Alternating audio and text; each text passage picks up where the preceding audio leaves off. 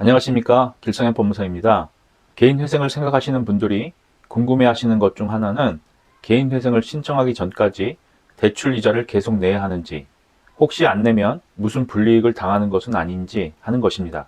그러나 대출 이자가 연체된다고 해서 개인회생의 변제금이 늘어난다거나 법원에서 개인회생을 심사할 때 무슨 불이익이 있는 것은 절대 아닙니다.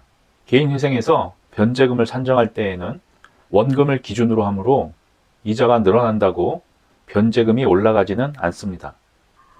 또 개인회생 신청 전까지 이자를 성실하게 납부하지 않았다고 해서 법원에서 채무자를 나쁘게 보는 것도 아닙니다. 간혹 채무자 중에서 연체를 안 하기 위해 돌려막기를 하거나 가족이나 친척, 친구들에게 급전을 빌려 연체를 막아보려다가 돈과 사람을 다 잃어버리는 경우가 있습니다. 물론 채권자 입장에서는 좋은 일이고 어찌 보면 채무자가 사람의 도리를 다하는 것이라고 생각될 수도 있지만 사실 지인들에게까지 돈을 빌려 연체를 막아보려는 시도는 그다지 현명한 처사는 아닙니다. 이렇게 하시는 분들은 대부분 빚 독촉에 대한 두려움, 통장이나 급여에 대한 압류나 가압류 등 강제 집행에 대한 두려움을 갖고 계신 경우가 많습니다. 가족이나 지인들에게 돈을 빌려 문제를 해결할 수만 있다면 얼마나 좋겠습니까? 그런데 거의 대다수가 그렇지 못하고 상황이 더욱 악화된 뒤에 최후의 수단으로 개인회생을 찾는 것이 현실입니다.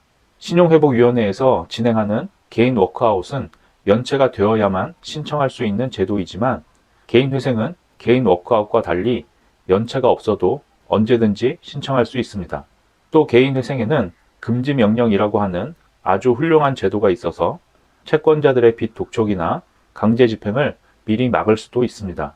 쉽게 말하면 시기만 잘 맞추어 개인회생을 신청하면 연체가 되기 전에 개인회생과 동시에 금지명령을 신청해서 빚 독촉이나 강제 집행에 시달리지 않으면서 개인회생을 진행할 수 있다는 것입니다.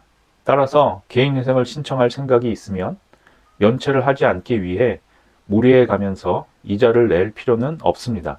더더구나 가족이나 지인들에게 돈을 빌려 연체를 막을 필요는 더욱 없습니다. 그러나 연체로 인한 빚 독촉과 강제 집행이 염려되신다면 연체 전에 미리 개인회생을 신청하시고 금지명령을 받으시면 됩니다. 개인회생을 신청하신 분들 중에 금융기관에 채무만 있는 분들은 비교적 수월하게 면책 결정을 받을 수 있습니다.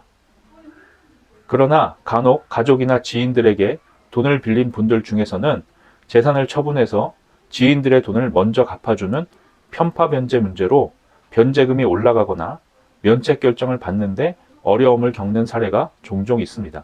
혹시 영상을 보시는 분들 중에 지금 지인들에게까지 손을 벌려야 하는 상황에까지 몰린 분이 계시다면 지금 당장 모든 시도를 멈추고 먼저 개인회생 제도에 대해 알아보시기 바랍니다.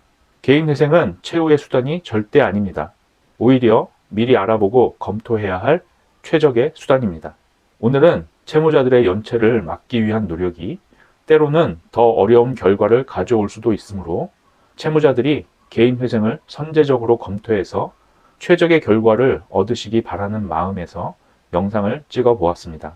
오늘의 영상이 도움이 되셨다면 좋아요, 구독 부탁드립니다. 감사합니다.